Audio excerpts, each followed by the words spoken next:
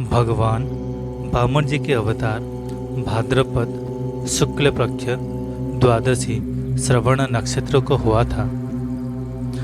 भगवान जब जब अवतार लेते हैं और जिस नक्षत्र में उनका अवतार होता है या जन्म होता है उस समय श्रवण नक्षत्र होता ही होता है, क्योंकि श्रवणो विष्णु दैवत्याः अर्थात श्रवण नक्षत्र के देवता स्वयं भगवान विष्णु है।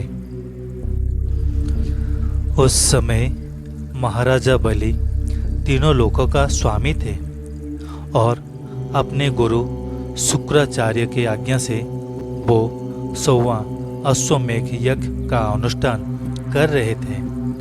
उनका 99 यज्ञ पूरा हो चुका था, बस एक यज्ञ होना उनका बाकी था। अगर उनका ये एक यज्ञ पूर्ण हो जाता तो महाराजा बलि अपने असुर साम्राज्य के साथ स्वर्गलोक पर सदा के लिए शासन कर पाते और देवताओं का सदा के लिए वर्चस्व खत्म हो जाता और वो देवता सभी तेजहीन हो जाते। जब महाराजा बलि अपने अंतिम यज्ञ का अनुष्ठान आरंभ कर रहे थे तभी देवताओं के प्रार्थना पर भगवान विष्णु वहाँ पे वामन रूप अवतार लेके आ गए और यज्ञशाला के मुख्य द्वार पर खड़े होके महाराजा बलि को भिक्षा देने के लिए प्रार्थना करने लगे।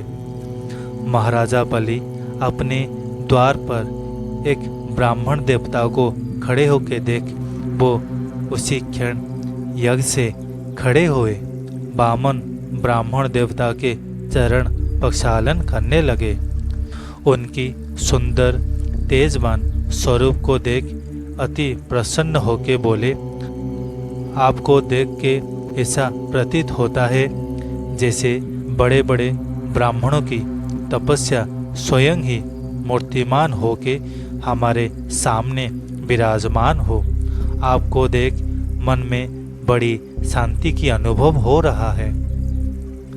वामन भगवान बोले, हे राजन, हम आपके पास एक याचना लेके आए हैं। राजा बलि बोले, आपको जो इच्छा हो मांग लीजिए, मैं आपकी हर इच्छा पूर्ण करूंगा। गाय, भूमि, सोना, धन, हाथी, घोड़ा, रथ या धन से भरा बड़े गांव, जो इच्छा मांग लीजिए, हम वचन देते हैं। हम आपको हर चीज देंगे जो आप चाहेंगे।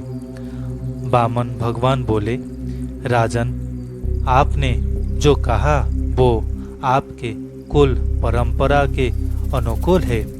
जिनके गुरु शुक्राचार्य जैसे शक्तिशाली महात्मा हो, जिनके पितामह प्रहलाद जैसे बड़े विष्णु भक्त हो, जिनके पिता विरोचन महादानी महापराक्रमी हो, आप में इस तरह की नम्रता, शालीनता और दानवीरता हो सकती है। हे असुरराज, मैं जानता हूँ तीनों लोकों में ऐसा कोई वस्तु नहीं है जो आप मुझे ना दे सको, मगर शास्त्र कहता है विद्वान ब्राह्मण को उतना दान स्वीकार करना चाहिए जितनी उसकी आवश्यकता हो। तो हे राजन, मुझे अपने यज्ञशाला के लिए 3 पग भूमि की आवश्यकता है, वो भी मेरे पैरों में नापा हुआ। ये सुन महाराजा बलि जोर से हंस पड़े और बोले, हे ब्राह्मण बालक, आप महाराजा बलि के सामने खड़े हो, आप इतने तुच्छ चीज क्यों मांग रहे हो? मैं आपको सप्तद्वीप भी दे सकता हूँ। तीनों लोकों में ऐसा कोई वस्तु नहीं है जो आप चाहो और ये राजा बलि आपको ना दे सके। ऐसा कुछ मांगो जिसे मुझे देने में बड़ी प्रसन्नता हो और आपकी सारी इच्छा पूरी हो और आपको भविष्य में किसी और से कुछ मांगने की आवश्यकता ना पड़े। मन भगवान बोले, हे राजन, इस संसार में आज तक किसी का इच्छा पूर्ण हुआ है बोलो तो? आप तो दिग्विजयी हो, तीनों लोकों के स्वामी हो, 100 अश्वमेघ यज्ञ कर रहे हो। क्या आपका सारी इच्छा पूरी हो गया है? तो हे राजन, इस संसार में आज तक किसी का इच्छा पूर्ण नहीं हुआ है। जितना मनुष्य को प्राप्त होता है उसको और पाने की चाह लालसा बढ़ जाता है।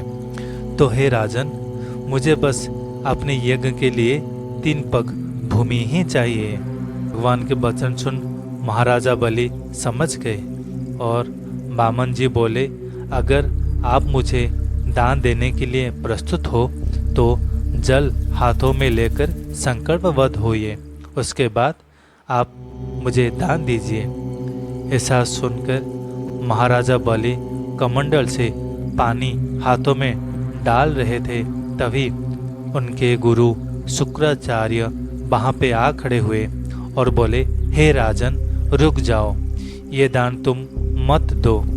ये जो तुम्हारे सामने खड़े हैं ये और कोई नहीं, ये अविनाशी परम ब्रह्म परमेश्वर महाविष्णु हैं।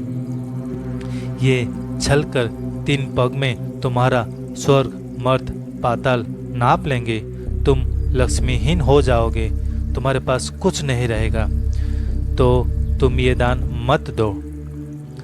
गुरु के वचन सुन महाराजा बलि अति प्रसन्न हो गए और बोले, गुरुजी, अगर आपके कथन अनुसार ये प्रभु विष्णु है तो ये मेरा सौभाग्य है कि प्रभु विष्णु जो तीनों लोकों के स्वामी हैं, जो सबको देते हैं, आज खुद याचक बनकर इस तुच्छ राजा के सामने खड़े हैं। तो ये मेरा सौभाग्य है। अगर ये विष्णु भगवान भी नहीं है, अगर कोई साधारण ब्राह्मण भी हैं, फिर भी मैं इनको दान दूंगा, क्योंकि मैं वचनबद्ध हूँ। और अगर मैं इनको दान ना देने के लिए मना कर दूँ तो मैं अपना मुंह अपने पूर्वजों को कैसे दिखाऊंगा। तो हे गुरुदेव, मुझे ये दान देने के लिए मत रोकिए। ऐसा सुन शुक्राचार्य क्रोधी होकर महाराजा बलि को श्राप देने लगे, तो मेरा आज्ञा का पालन नहीं किया तो जा, तो लक्ष्मीहीन हो जा। ऐसा कह के गुरुजी वहाँ से चल पड़े और महाराजा बलि मंडल से अपने हाथों में जल लेने जा रहे थे, तभी शुक्राचार्य अपने स्वरूप को छोटा सा करके वो कमंडल के मुंह द्वार में बैठ गए, जैसे कि जल महाराजा बलि के हाथ में ना आ पाए।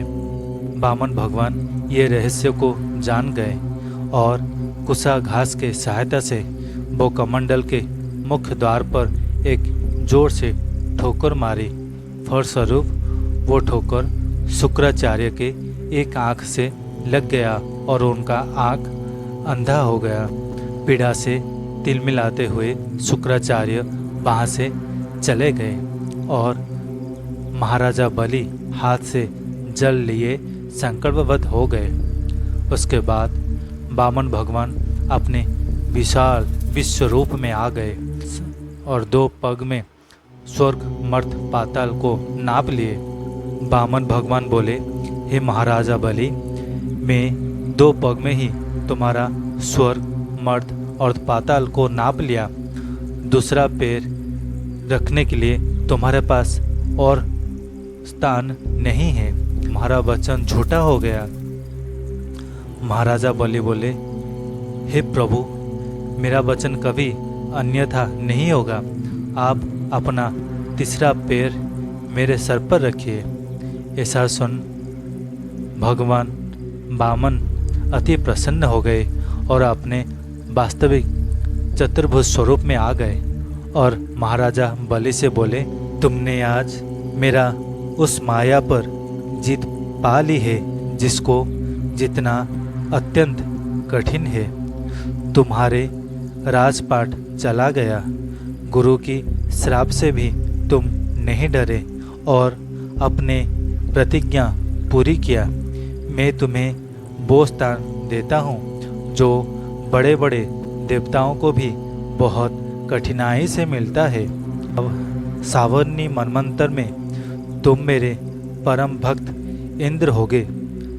बस तब तक तुम सुतल लोक में जाओ, जिसको पाने के लिए स्वर्ग की देवता भी चाहते रहते हैं। तुम तल भूतल रसातल के स्वामी बन के रहोगे। जो असुर तुम्हारा आज्ञा नहीं मानेगा, मेरा सुदर्शन चक्र उसका टुकड़े टुकड़े कर देगा। असुर और दानवों के संसर्ग से जो भी तुम्हारा आसुरी गुण रहेगा वो मेरे तेज से नष्ट हो जाएगा और तुम वहाँ विश्वविख्यात होगे। और मैं अपना अनंत गुण तुमको प्रदान करता हूँ। ये वर प्राप्त करके महाराजा बलि अति प्रसन्न हो गए। भगवान विष्णु को सत सत प्रणाम करने लगे।